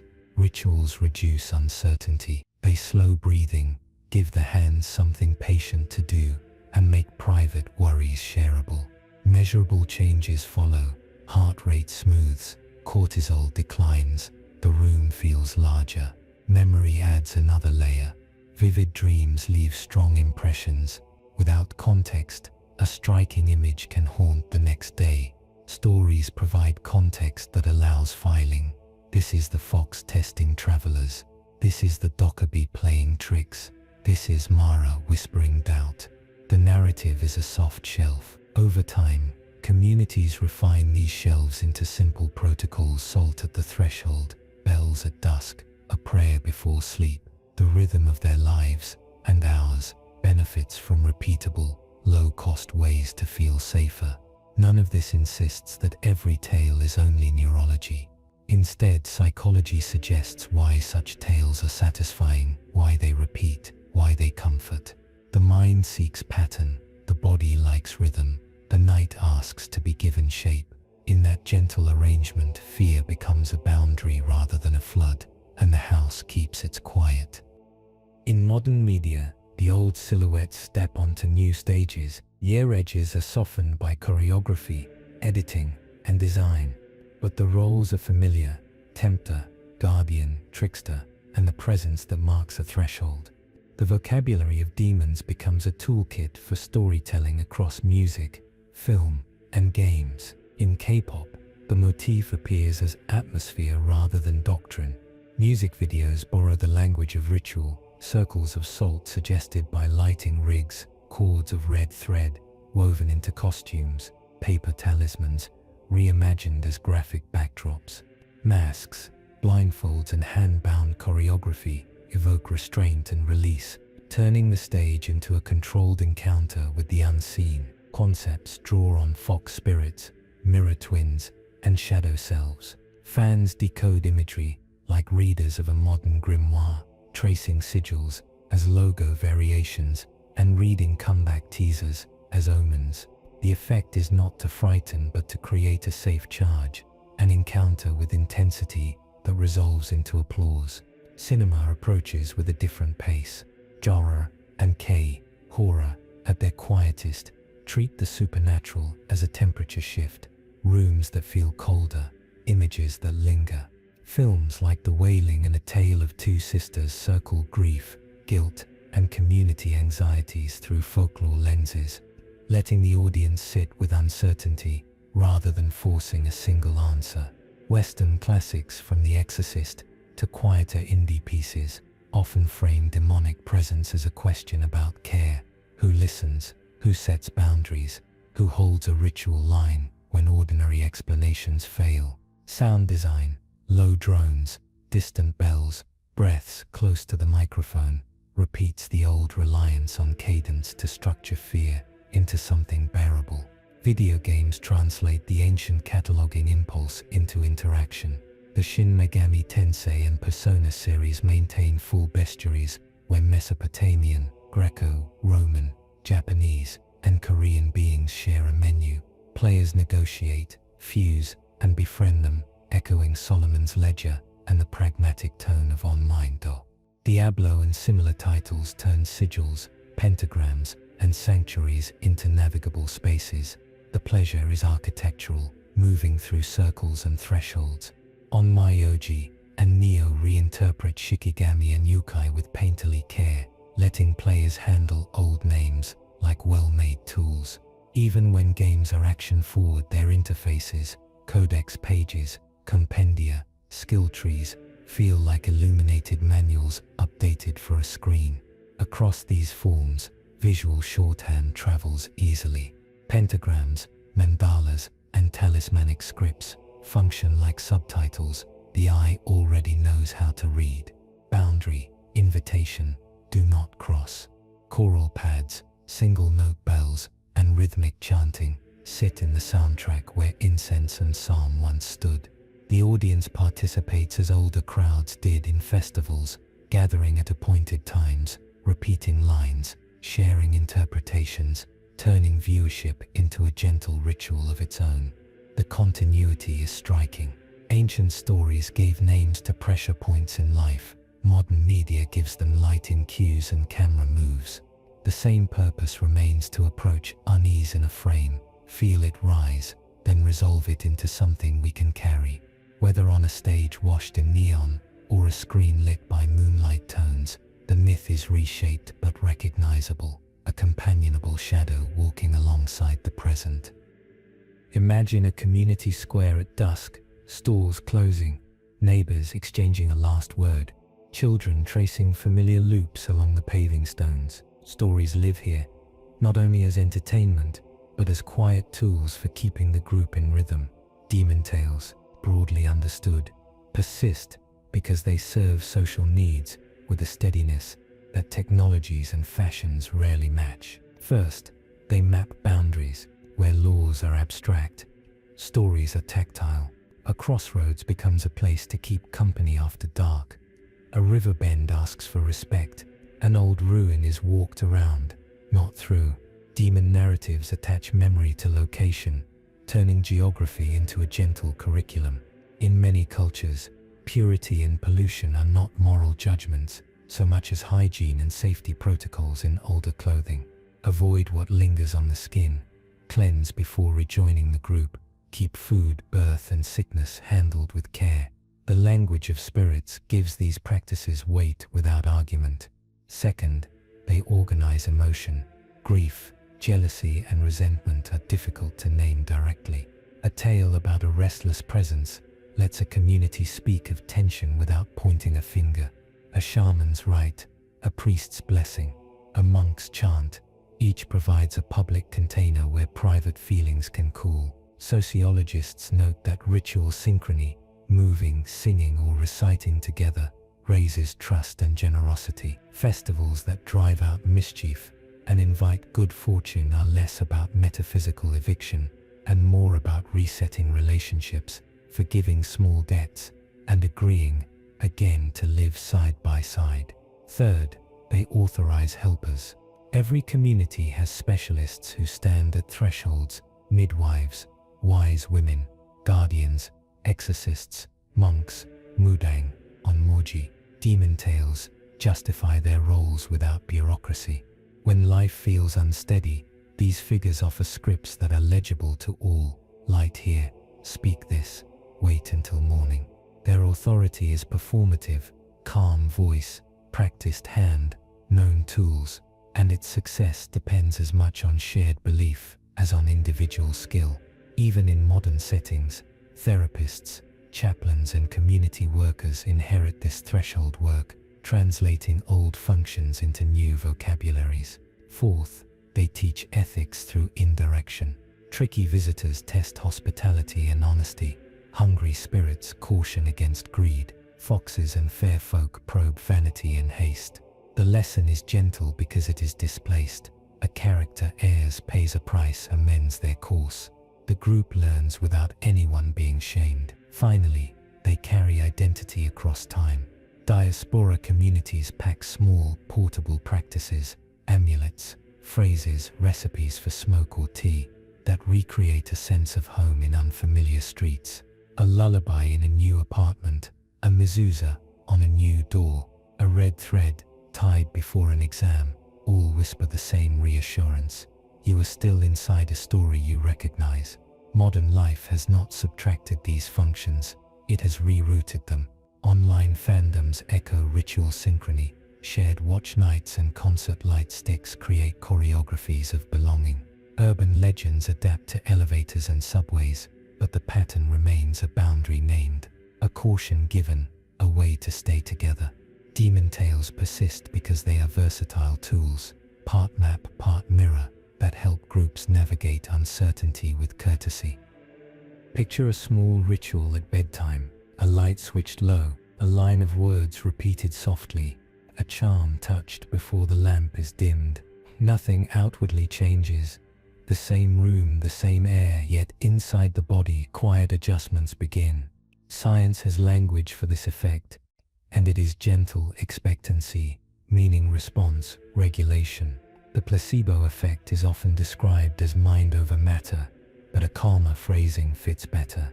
Expectation shaping physiology. When a person believes an action will soothe them, the body often follows with measurable shifts. Heart rate slows, blood pressure eases. The parasympathetic nervous system, the branch that governs rest and digestion, steps forward. Rituals, especially repeatable ones, amplify this response. Predictable sequences signal safety. The breath lengthens to match the pace of the act. Inhale as the candle is lit. Exhale as the words conclude. Vagal tone improves, bringing that grounded warmth behind the breastbone. The opposite is also true. The nocebo effect shows how expectation can sharpen discomfort. If someone fears a room or an object, their body primes for alarm, muscles tighten, breathing shallows. Any small sound becomes a jolt.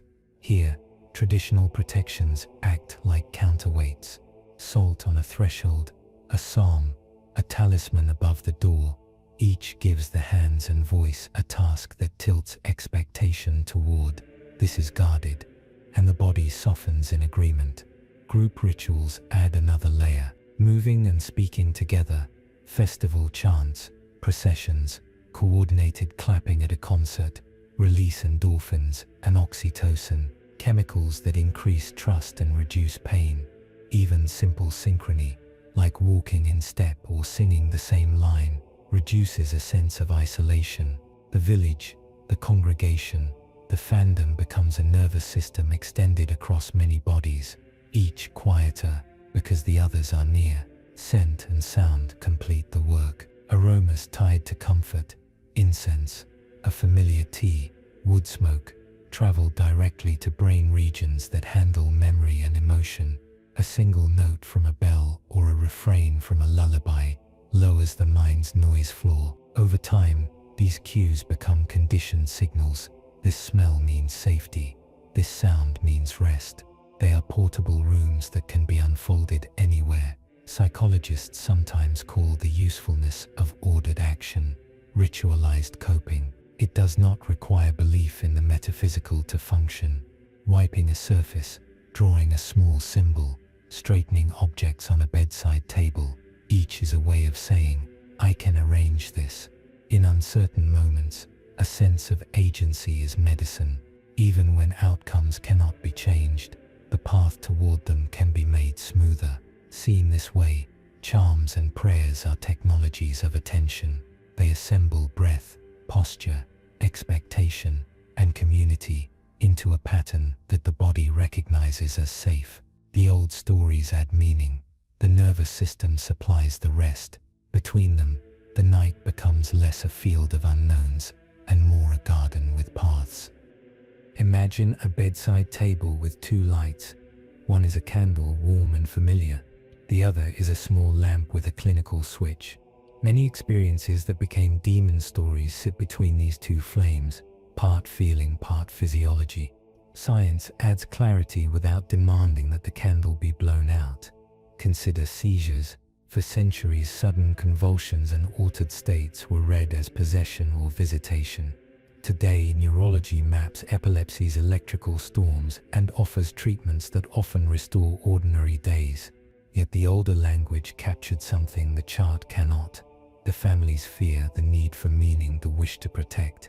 In some places, ritual and medicine now stand together. Anointing oil and anti-seizure drugs, a priest or pastor beside a physician, each tending a different layer of experience. Sleep, too, carries episodes that stories were first to name. Night terrors lift a child from bed, eyes open yet unreachable. Parasomnia urges adult feet down a hallway while the mind still dreams. Sleep paralysis sets a careful weight on the chest. These are catalogued gently by clinicians who prescribe sleep hygiene, stress reduction, and sometimes medication. The older remedies, lamplight, prayer, a charm on the headboard, slow breathing and lower alarm. The two flames together often calm the night more than either alone. Environment contributes its own illusions. Carbon monoxide from a faulty heater can bring headaches, dread, and apparitions. Infrasound, low frequencies from fans or distant traffic, can unsettle the body and blur perception. Molds in old buildings may cause tingling, anxiety, and odd smells. Architects of calm pay attention to these fresh air working detectors, steady light. Folklore once cautioned against ruins and closed rooms. Modern inspection finds the same concerns with meters and flashlights. Food and season sometimes play roles. Ergot on stored grains or other natural toxins may have contributed to historic waves of visions and distress. Long winters narrow social contact. Heat waves fray patience. Festivals and rituals arrive at just the right time. Midwinter lights, midsummer parades to re-regulate communal mood. Public health echoes this with campaigns that cluster support in hard seasons. Mental health reframes many narratives. What was torment may be trauma asking to be heard. What was temptation may be compulsion needing a new strategy. What was curse may be depression that lifts with therapy and medicine. Importantly, care that respects a person's spiritual vocabulary often works best. A clinician who asks about a family's rituals, a chaplain who knows how to sit quietly through panic, both carry the same intention: make the room safe. Science does not cancel the story. It instructs us where to add light, when to open a window, whom to call, and which practices soothe the nervous system. Legend does not cancel science. It keeps dignity, community, and meaning in the foreground. Between candle and lamp, the house becomes easier to inhabit. The night, recognized in both languages, grows less demanding. Imagine a screen dimmed for evening, its glow, a small island in a quiet room.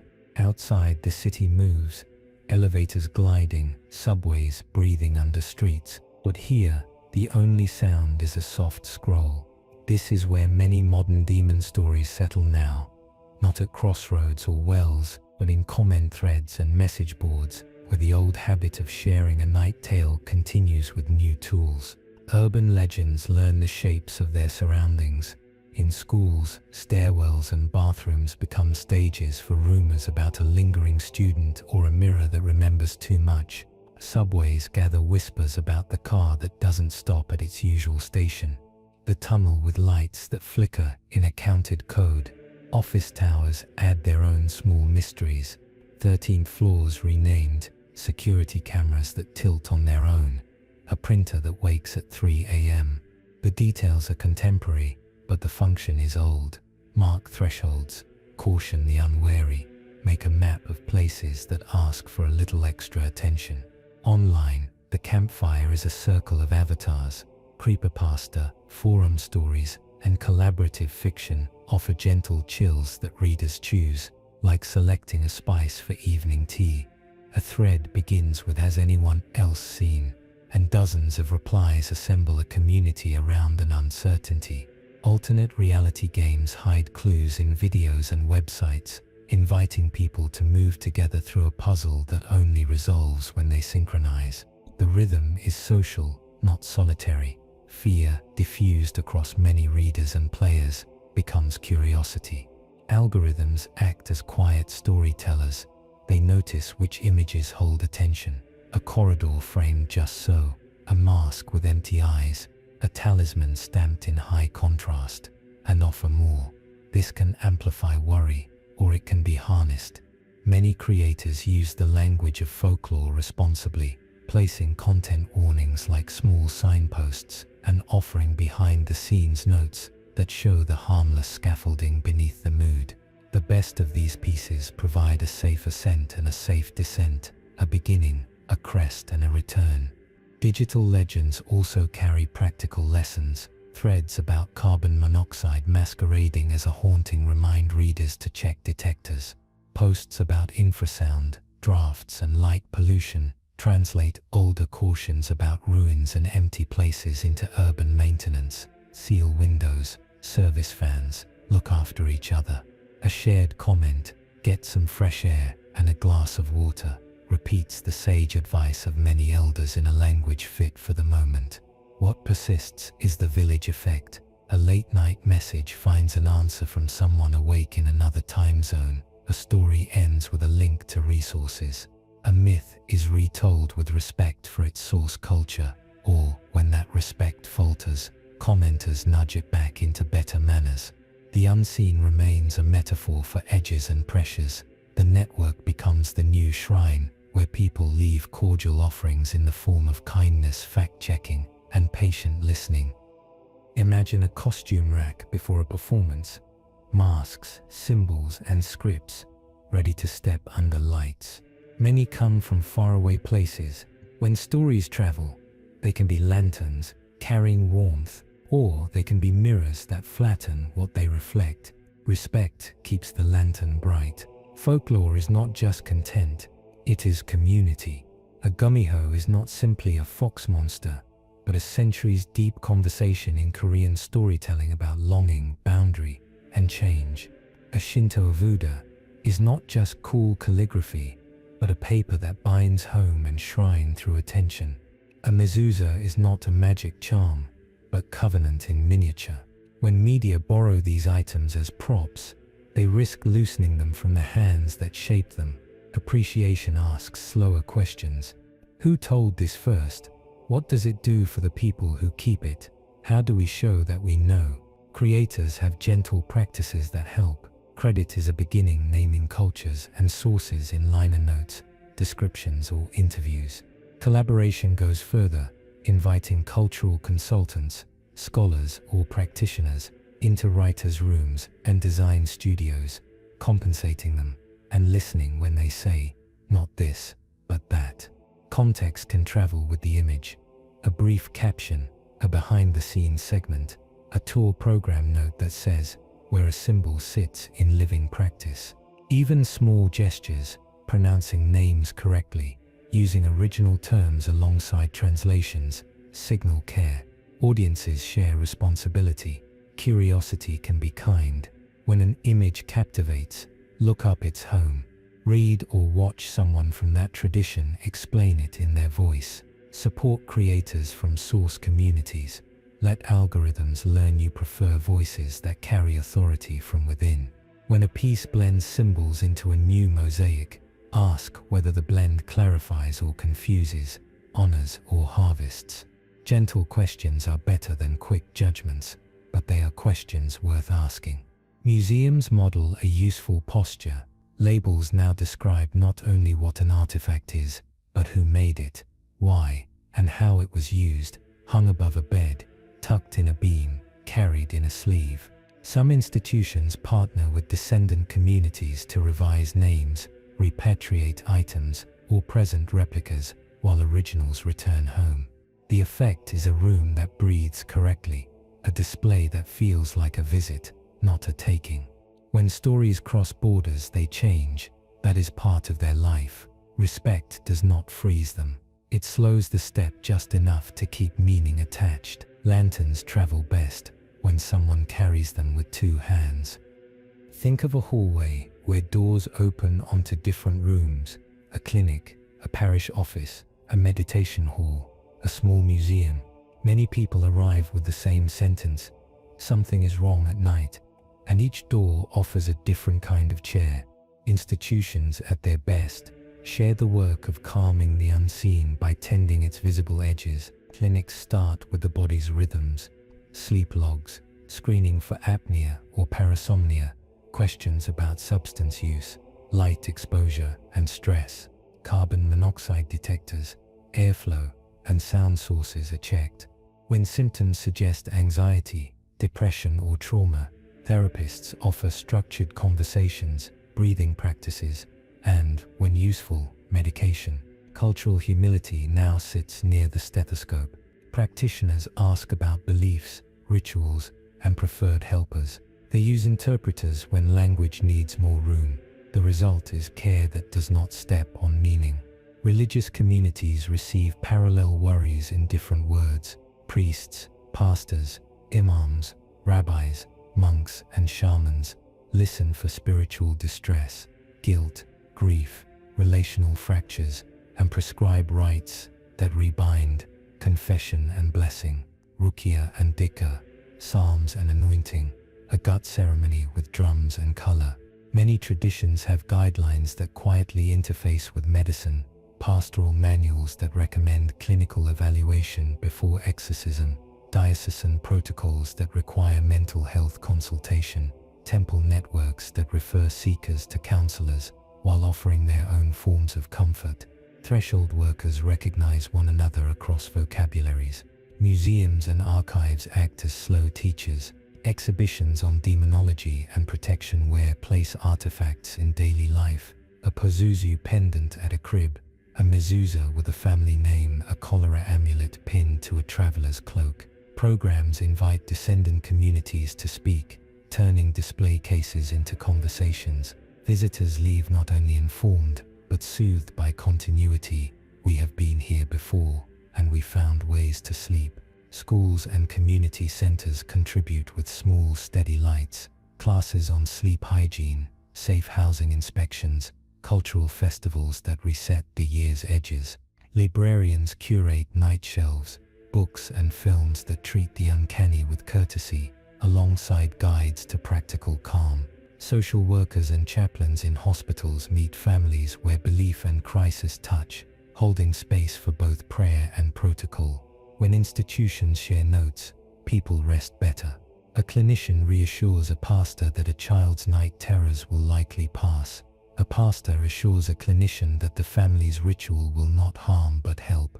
A museum label echoes in a therapist's office. A festival's drum echoes in a hospital corridor as a heartbeat steadies. The hallway grows friendly, doors stay open.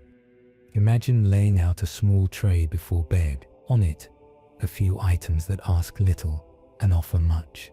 Rituals do not need grandeur to work.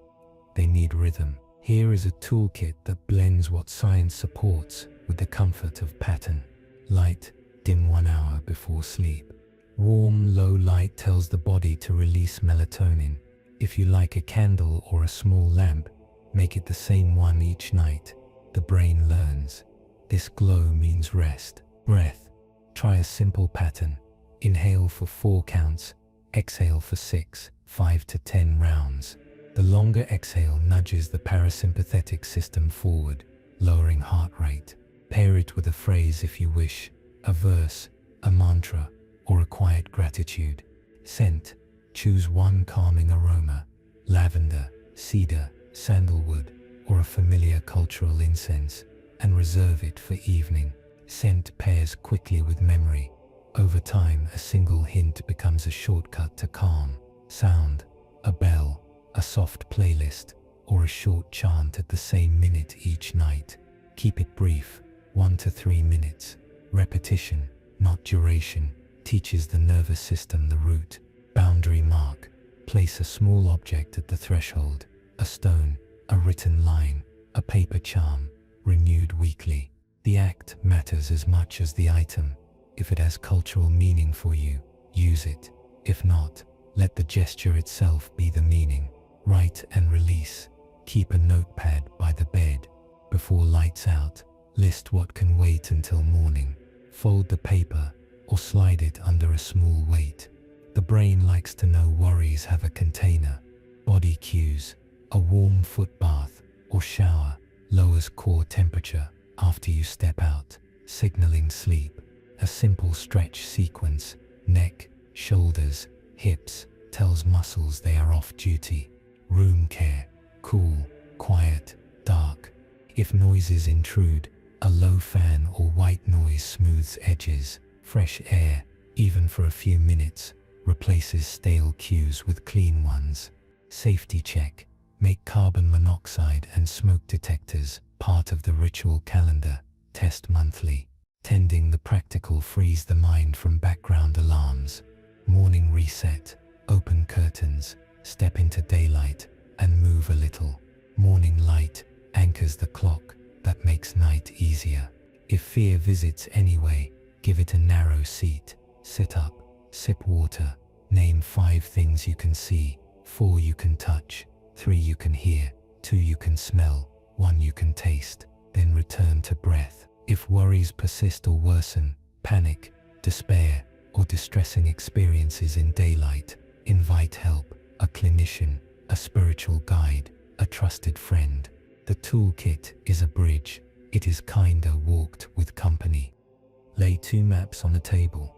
One is topographical, sleep cycles, cognitive biases, community rituals, environmental factors. The other is illuminated. Foxes at forest edges, guardians on rooftops, names that hold a room still. They describe the same country with different inks. The useful question is not, which is true, but how do they travel together? The factual map helps with navigation. It shows where the road floods, hypnagogia, stress, carbon monoxide, and where bridges hold, breathwork, group synchrony, clinical care, good design. It teaches timing, sleep windows, planetary hours, translated into circadian rhythms and materials, light temperature, sound levels, airflow. It is the map you use when a pipe knocks at 2 a.m. or a heater needs service. The illuminated map keeps you company.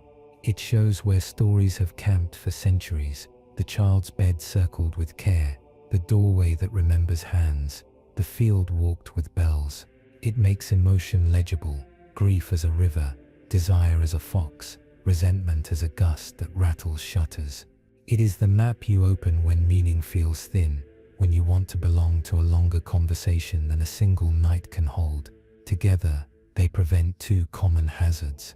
Without the factual map, the mind can wander into worry, reading every draft as a presence. Without the illuminated map, life can feel flattened, a list of instructions without melody. Balance honors both. Fix the window, then hang the charm where it pleases you. See a doctor, then ask a blessing. Learn the term sleep paralysis, then keep a soft light you love. This twin mapping has always been the human way. A Solomon story teaches administrative courage. An Mayuji tale teaches attention to timing. A Jinn parable teaches negotiation and patience. Modern science nods. Yes, categorize. Yes, respect the hour. Yes, slow your breath and choose your words. The languages differ. The advice aligns. As you gather your own maps, let them fold neatly into a pocket you can reach at midnight. The night will come, as it always does. With practice, so will the steps. Check the real, honor the symbolic, choose a small ritual, rest. The house will remember, and so will you. Imagine the lights of a stage fading to a gentle afterglow. We began with KPOP Demon Hunters, modern rhythm wrapped around an older heartbeat, and walked backward through time by lanterns at measured intervals. In Mesopotamian courtyards, Pazuzu stood sentinel, while Lamashtu was named and turned away. In Hebrew and Christian rooms, words became narrow bridges across the night. In temple courtyards and forest shrines, Buddhist and Shinto practices folded the unseen into posture and bell. Under moonlit eaves, Korea's guisin lingered like a temperature, and the gumiho paced the careful border between wild and hearth. We visited the librarians of fear grimoires that filed the unfiled seals that made a place for breath.